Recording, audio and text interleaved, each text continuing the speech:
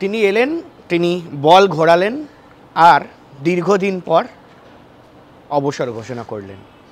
বুঝতেই পারছেন কার কথা বলছি। এই মুহূর্তে দাঁড়িয়ে ভারতীয় ক্রিকেটে অন্যতম সেরা স্পিনার রবিচন্দ্রন অশ্বিন, তিনি ইতিমধ্যেই নিজের আন্তর্জাতিক ক্যারিয়ারে ইতি টেনেছেন।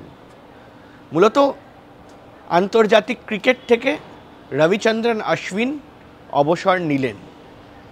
আমরা দেখেছি যে দেশ বিদেশ, মানে শুধুমাত্র এই যে বলি না যে ভারতবর্ষে বল বেশি ঘোরে, সাবকন্টিনেন্টের উইকেটে বল বেশি ঘোরে, বিদেশে অতটাও প্রভাব পড়ে না স্পিনারদের, ভারতীয় স্পিনারদের, কিন্তু এই রবিচন্দ্রন অশ্বিন তিনি কিন্তু অস্ট্রেলিয়া হোক, ইংল্যান্ড হোক, সাউথ আফ্রিকা হোক, ওয়েস্ট ইন্ডিজ হোক, বা ভারত হোক, বা শ্রীলঙ্কা হোক, বাংলাদেশ হোক, বা যে কোনো সাবকন্টিনেন্টের উইকেট হোক না কেন, রবিচন্দ্রন অশ্বিনকে আমরা দেখেছি যে তিনি কতটা নিজের বলের ওপর কন্ট্রোল রাখতে পারেন। এবং শুধু কন্ট্রোলই নয়, আমরা এটাও দেখেছি যে রবিচন্দ্রন অশ্বিন একজন সেরা ব্যাটার, অপোনেন্ট টিমে অন্যতম সেরা ব্যাটারের বিরুদ্ধে যখন বল করতে যান তখন কিন্তু সেই ব্যাটসম্যান বা ব্যাটাররাও বেশ চাপের মধ্যে থাকেন। মূলত এখানে দাঁড়িয়েই এই মুহূর্তে প্রশ্ন অনেকগুলো রয়েছে যে রবিচন্দ্রন অশ্বিন তিনি কি ইতি টানার পর্যায়ে চলে এসছেন বা এসছিলেন? এই যে তিনি খেলা ছেড়ে দিলেন, মূলত সে জায়গায় দাঁড়িয়ে কি রবিচন্দ্রন অশ্বিন তিনি তার মানে তার কেরিয়ারের ইতি ঘোষণা করার পর্যায়ে ছিলেন? কারণ এই মুহূর্তে দাঁড়িয়ে বেশ কিছু জিনিসপত্র নিয়ে জল্পনা সৃষ্টি হয়েছে ভারতীয় ক্রিকেট দলে। আমরা দেখেছি যে রবিচন্দ্রন অশ্বিন তিনি ফার্স্ট 11-এ নেই প্রথম ম্যাচে, এবং শেষ যে টেস্ট ম্যাচ গব্বা, সেই টেস্ট ম্যাচে রবিচন্দ্রন অশ্বিন প্রথম একাদশে সুযোগ পাননি। মূলত এই যে সুযোগ না পাওয়া, সে কারণেই কি রবিচন্দ্রন অশ্বিন তিনি ক্রিকেট থেকে অবসর নিচ্ছেন, নাকি কোথাও গিয়ে টিম ম্যানেজমেন্টের পক্ষ থেকে এই মুহূর্তে বুঝিয়ে দেওয়া হয়েছে যে অশ্বিন সময় হয়ে গেছে, এবার তোমাকে আসতে হবে?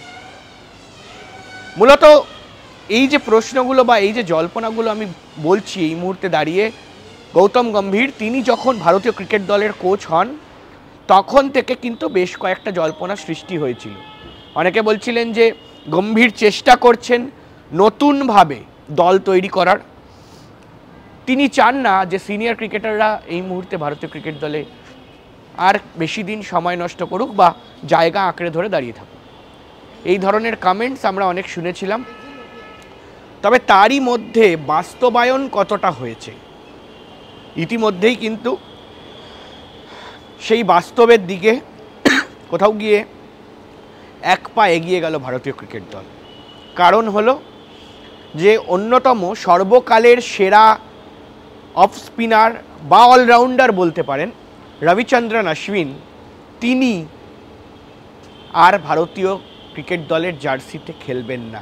সেটা ভারতীয় দলের নীল জার্সি হোক, গেরুয়া জার্সি হোক, বা সাদা জার্সি হোক, মানে দুইটি হোয়াইট বল ক্রিকেট এবং রেড বল ক্রিকেট, দু জায়গা থেকেই আন্তর্জাতিক ক্রিকেটে অবসর ঘোষণা করলেন রবিচন্দ্রন অশ্বিন।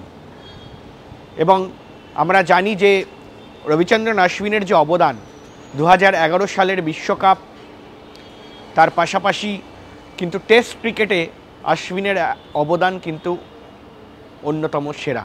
এবং শুধু তাই নয়, এই রবিচন্দ্রন অশ্বিন যিনি দীর্ঘদিন তার কেরিয়ার, মানে আমরা দেখেছি যে সৌরভ গঙ্গোপাধ্যায়ের সময় রবিচন্দ্রন অশ্বিন ছিলেন, মহেন্দ্র সিং ধোনির সময় রবিচন্দ্রন অশ্বিন ছিলেন, যে ধোনি তাকে ভালোবেসে মাঠের ভেতরে অ্যাশ বলে ডাকত, এবং তার পাশাপাশি বিরাট কোহলির সময় রবিচন্দ্রন অশ্বিন ছিলেন, এবং রোহিত শর্মার এই যে একেবারে বলা যায় যে রোহিত শর্মার অধিনায়কত্বও কিন্তু শেষের পথে, সেই সময়েও অশ্বিন ছিলেন। মূলত রবিচন্দ্রন অশ্বিন ভারতীয় স্পিনার হিসাবে, অলরাউন্ডার হিসাবে দীর্ঘদিন খেলে গেলেন। আমরা দেখেছি যে গৌতম গম্ভীর, খুব মজার একটি বিষয় যে গৌতম গম্ভীর 2011 সালের বিশ্বকাপ যখন ভারত জেতে সেই দলে অশ্বিনও রয়েছে, সেই সময় অশ্বিন ফুল দমে খেলছেন এবং তার পাশাপাশি গৌতম গম্ভীরও খেলছেন, এবং তারই মাঝে গৌতম গম্ভীর তিনি অবসর নিয়ে ভারতীয় দলের কোচ হয়ে গেছেন এবং কোচের আন্ডারে এখনও অশ্বিন খেলছে। মূলত এই যে বিষয়গুলো, এই বিষয়গুলো নিয়ে কিন্তু এখন প্রশ্ন উঠছে যে কোথাও গিয়ে অশ্বিন, এখনও সিরিজ শেষ হয়নি, সিরিজ কিন্তু এখনও 2 ম্যাচ বাকি, এবং সেই 2 ম্যাচ বাকি থাকতে অবসর ঘোষণা, টিমের ওপরে কি কোনো রকম চাপ পড়লো না বা প্রশ্ন বিদ্ধ হতে হবে না প্রশ্নে এই মুহূর্তে দাঁড়িয়ে গৌতম গম্ভীর, রোহিত শর্মাদের? কারণ কোথাও গিয়ে কি এই 11 জনের সুযোগ না পাওয়া বা মনোমালিন্য, বা কোথাও গিয়ে কি গৌতম গম্ভীরের সঙ্গে কোনো মনোমালিন্য রয়েছে, ক্যাপ্টেনের সঙ্গে কি কোনো মনোমালিন্য রয়েছে, সেই বিষয় নিয়ে কিন্তু অনেকেই প্রশ্ন তুলতে শুরু করে দিয়েছেন, এবং সে কারণেই কি রবিচন্দ্রন অশ্বিন তিনি আর ভারতীয় দলের হয়ে না খেলার সিদ্ধান্ত জানিয়ে দিলেন। আরও একটি প্রশ্ন ওঠে এই মুহূর্তে দাঁড়িয়ে যে রোহিত শর্মা এবং বিরাট কোহলি, কারণ রবিচন্দ্রন অশ্বিন যখন অবসর ঘোষণা করে দিলেন, আমরা দেখেছি যে রোহিত শর্মা তিনিও একেবারে বলা যেতে পারে যে মহেন্দ্র সিং ধোনির ক্যাপ্টেন্সির আন্ডারে খেলেছিলেন, গৌতম গম্ভীরের সময় ছিলেন, তিনি বিরাট কোহলির অধিনায়কত্বে খেলেন, এবং রোহিত শর্মা এবং বিরাট কোহলি এই দুইয়ের কিন্তু বেশ কিছু দিন হয়ে গেল, প্রায় যুগেরও বেশি হয়ে গেল তারা এই মুহূর্তে ভারতীয় ক্রিকেট দলে খেলছেন। এবং সম্প্রতি যদি ফর্ম দেখা যায়, বিরাট কোহলি কিছুটা ভালো ফর্মে থাকলেও রোহিত শর্মা কিন্তু একেবারেই ফর্মে খুব একটা দেখা যাচ্ছে না। তাহলে কি ক্রিকেট প্রেমী, বিরাট অনুরাগী, অশ্বিন অনুরাগী, রোহিত শর্মাদের অনুরাগীদের এই মুহূর্তে দাঁড়িয়ে এই যে টেস্ট ম্যাচটি শেষ হবে বা টেস্ট সিরিজটি শেষ হবে, সেই শেষ হওয়ার সঙ্গে সঙ্গে খারাপ খবর অপেক্ষা করছে?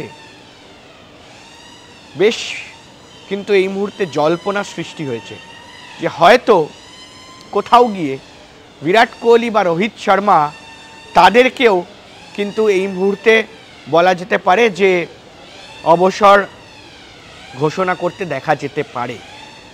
এবার সে নিয়েই কিন্তু এই মুহূর্তে দাঁড়িয়ে জোর চর্চা ভারতীয় ক্রিকেটে, এবং সেটা এই মুহূর্তে দেখার যে কোথাও গিয়ে যে বিরাট কোহলি বা রোহিত শর্মা, কারণ এই যে দুটি ম্যাচ, এই দুটি ম্যাচ যে শেষ দুটি ম্যাচ রয়েছে, এই শেষ দুটি ম্যাচের ওপরে অনেক কিছু নির্ভর করবে, অনেক কিছু, এবং আগামী দিনে এই দুটি ম্যাচ বা 4টে ইনিংস থাকবে রোহিত শর্মা বিরাট কোহলিদের কাছে, এবং সেটা দেখার যে তারা কিভাবে কাজে লাগান। আদেও কি তাদেরও জামানা শেষ হতে চলেছে, সেটা তো সময়ই বলবে।